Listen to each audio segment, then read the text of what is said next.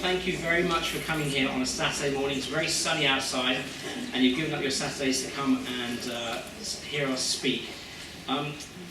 It's quite a good day today. We've got a lot of really important speakers come from Birmingham, Bristol, and Oxford, and you're going to hear a lot about trials. And I'm going to talk to you a little bit about why we're here and what this is all about.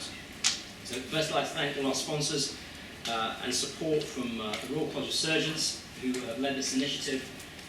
And this is fully supported and funded by BSSH and BAPRAS. So this is the Reconstructive Surgery Trials Network. This is a new organisation set up last year. My name is Abhilash Jain, and I'm your surgical specialty lead for BAPRAS and the BSSH. My day job, I'm a senior lecturer at Oxford and a consultant at Imperial College. So how many orthopaedic surgeons do we have in here today? Any orthopods? One, outnumbered. Perfect, okay. We're a tiny speciality. There's 357 plastic surgeons, according to the workforce survey 3 years ago. There's about 420 consultants now.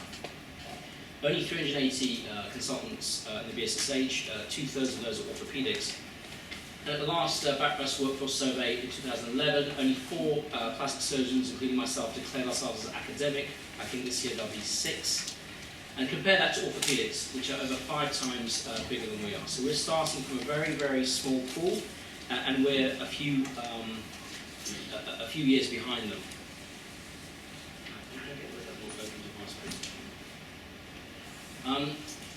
Yeah, if you sort of that, that's going to irritate us all today. Okay. So as a subspecialty, we specialise in everything from aesthetics to upper limb, lower limb, cleft, craniofacial. We're the true last general surgeons. The advantage is that we're based in regional centres and a very high throughput of patients. So if we were doing randomised controlled trials, we can easily recruit to these large centres. The disadvantage is that the centre doesn't want to play ball, doesn't want to recruit, we'll lose out on a massive cohort of these patients. So it's really important that we have everyone on board. The evidence base in plastic surgery is dominated by case series. So Chang et al. Looked at almost 1,500 papers, only 3% were randomised controlled trials, 86% were case series. So that's not unusual. In fact, in surgery, those numbers are pretty much the same in all the specialties. In that randomised controlled trials just simply don't make up the evidence of what we do in plastics. All of these papers have looked at the quality of these trials that have been published in plastic surgery, and all of them concluded the same, that the quality of those randomised controlled trials is poor. Riaz is here. Where are you, Riaz? There is Riaz. Riaz looked at these papers, published this last year, looked at 254 randomised controlled trials published over a 2-3 year period. Only 57 met the inclusion criteria, only 7 were multi-centre.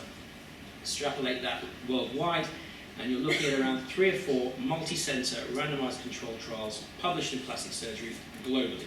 So we're not doing very well.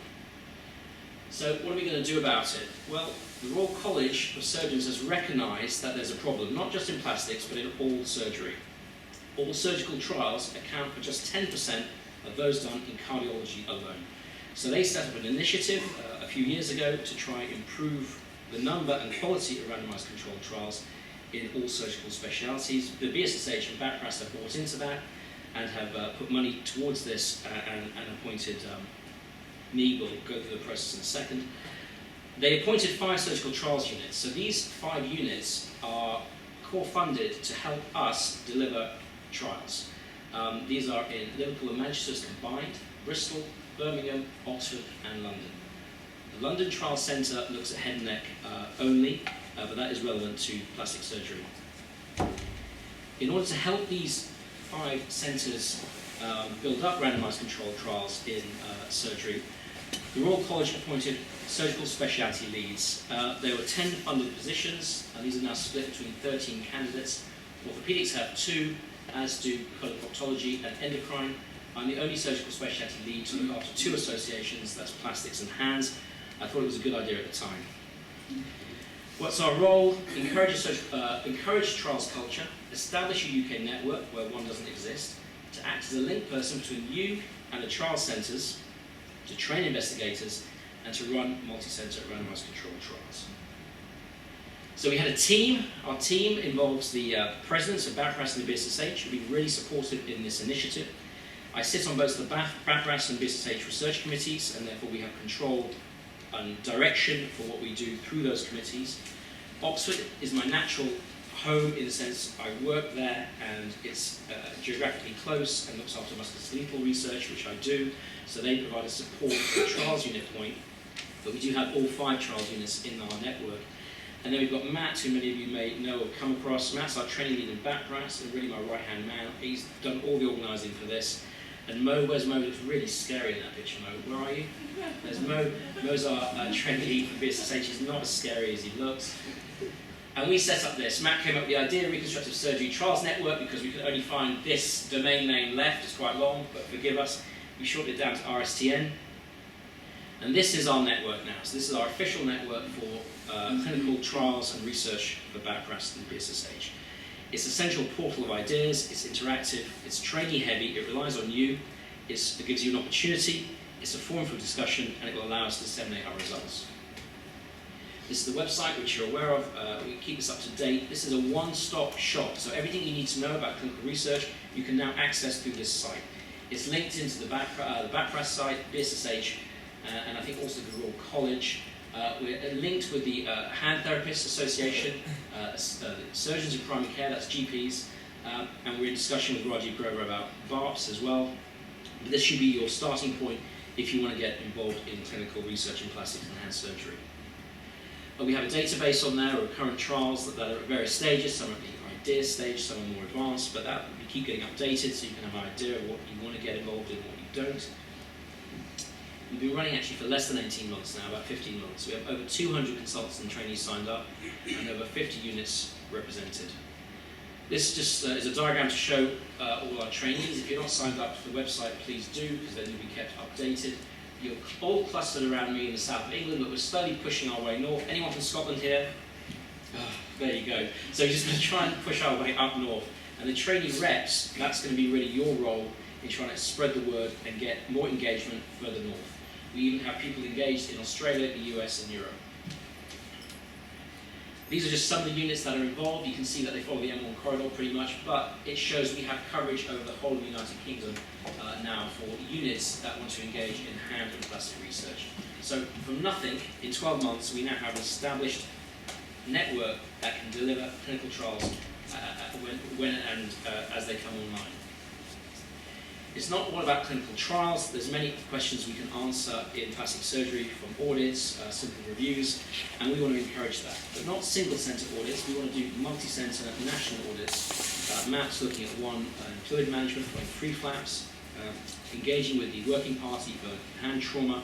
We're going to be doing a flexor tendon audit and a fracture audit, and the Royal College have funded us with help from the Clinical Effectiveness Unit to demonstrate, to gather evidence for a Tahiti trial. This is on clean hand trauma and the use of antibiotics in clean hand trauma.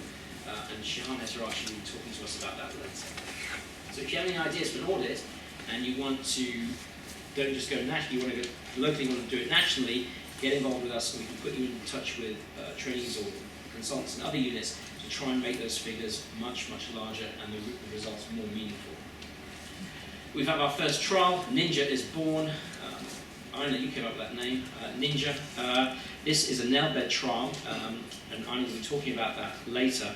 We've had our first meeting here at the college on the 28th. 22 of you attended, 51 people have registered an interest, and 18 units are represented. We have Interface Hand Fellows. Emma's going to be here, going to talk to us about how they're going to get involved. But this trial is underway. We have been funded by the BSSH to start that. And today we're going to discuss that protocol later on. We're collaborating to form multidisciplinary research teams to use our network. We've got the eyebrow study underway. Ollie is leading that for, there's Ollie. Ollie's leading that for plastics, and Shelley will give us, is Shelley here yet? No, she's not here. She'll be talking to us about that study. That's in collaboration with the breast surgeons.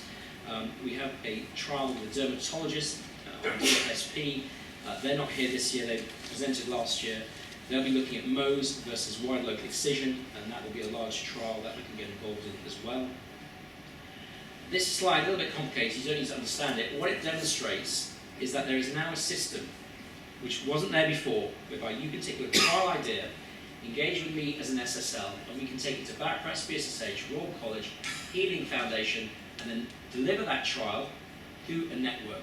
This is very attractive to funding bodies, as opposed to people doing ad hoc trials through the old system of a clinician trying to find a trials unit, trying to engage surgeons. We now have a recognised system to deliver a trial, and that is very, very attractive to the funding bodies. And I hold discussions and meetings with the NIHR because we have virtually no trials on their portfolio, and they are embarrassed about that. Okay, so I've talked enough. Thank you very much indeed.